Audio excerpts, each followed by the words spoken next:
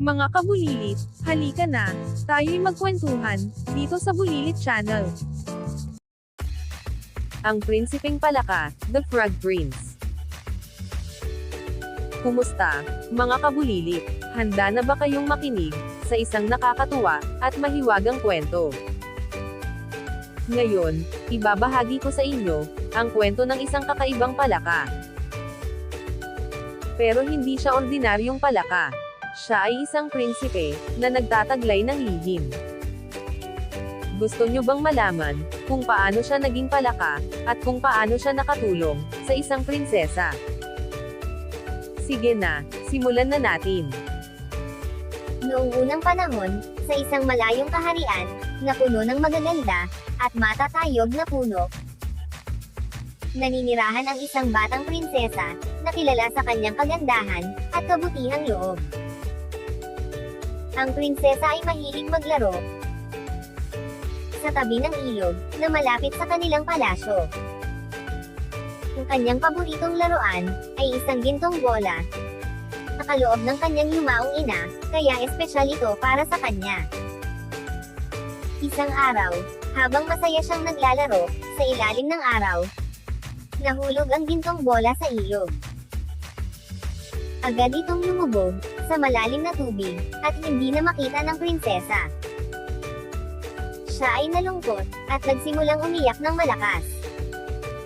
Ang mahal kong bola, paano ko ito mababawi? Bulalas niya habang ang luha ay pumapatak sa kanyang pisngi. Habang umiiyak siya, may narinig siyang isang maliit na tinig mula sa tubig. "Prinsesa, bakit ka umiiyak?" tanong ng isang palaka na nakalutang sa ibabaw ng ilog. Ang prinsesa ay nagulat. "Ikaw ba ang nagsalita?" tanong niya habang nakatingin sa palaka. "Oo, ako nga," sagot ng palaka, habang tumalon-talon sa isang dahon.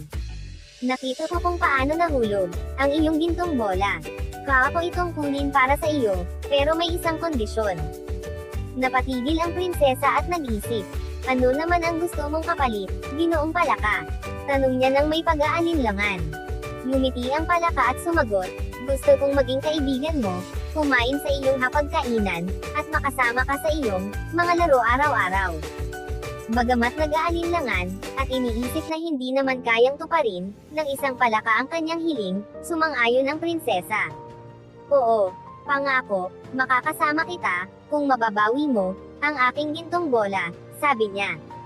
Agad lumangoy ang palaka sa malamig na tubig, at lumubog sa ilalim. Ilang sandali lamang, bumalik ito sa ibabaw ng tubig. Hawak ang makintab na gintong bola sa bibig nito. Tuwang-tuwa ang prinsesa, at kinuha ito. "Salamat, ginoong palaka," sigaw niya at tumakbo pauwi, nang hindi man lang nilingon ang palaka. Mga bata, sa tingin nyo kaya, ano ang mararamdaman ng palaka sa ginawa ng prinsesa? Maghihintay kaya siya, o susundan niya ang prinsesa sa palasyo? Alamin natin ang susunod na mangyayari. Sana ay nagustuhan mo ang kwentong ito. Kung oo, mag-subscribe na. At paki-like ang video, at i-share sa mga kaibigan mo.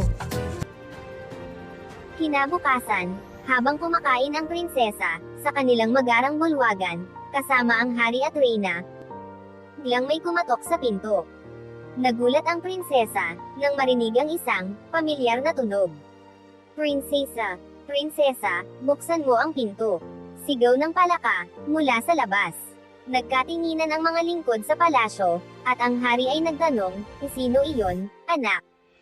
Namula ang prinsesa, at mahinang sumagot, "Isang kaibigan ko po, ama."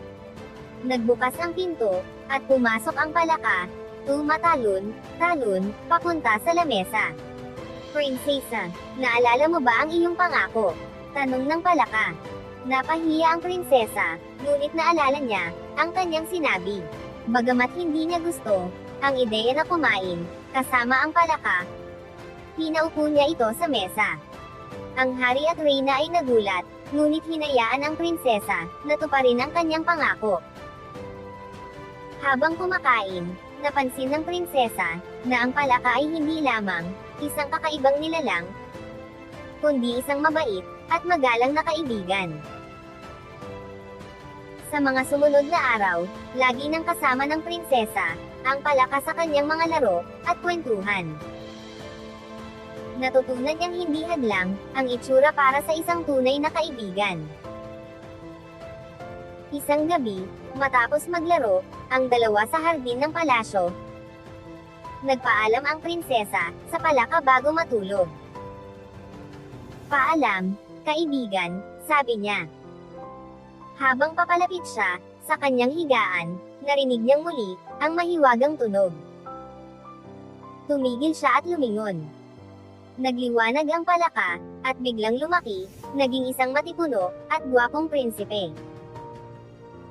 "Ako si Prinsipe Emilio," sabi ng dating palaka.